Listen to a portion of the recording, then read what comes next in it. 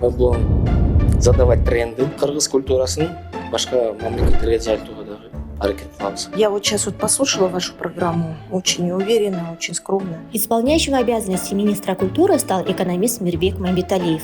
Последняя должность Мамбеталиева звучит скучно. Он был государственным инспектором в управлении по подготовке решений президента и кабинета министров. Больше 20 лет он проработал на госслужбе в отделах экономики и финансов. Должность министра культуры будет первой работой Мамбеталиева в сфере культуры. Тем не менее, он уже знает, как нужно развивать культуру в нашей стране. 28 жолы мына орын алмаштырыпсыз. Бұл эми бир жагынан бир жерде туруктуу иштебепсиз да. Эң акыркы эле туруктуу иштеген жериңиз бул президенттин администрациясында 2 жылга жакыныраак иштепсиз да. Айыл маданиятын көтөрүүгө өзгөчө кызыктармын.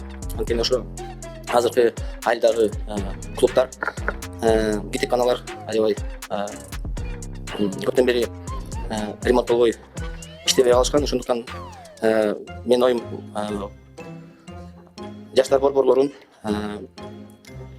гитепканаларды жана ошо клубтарды бир мекеме кылып, ошол жерде жаштар дагы, гитеп окуучулар дагы аксакалдар акылдасатын айта турган жер болсо деп эсептейм. Кино жана сериалдар тартуу боюнча мына азыр кесиптештер так айтып кетти. Манас кино мультсериалын тартканга дагы умтулалы, аракет кылалы деген оюбуз бар.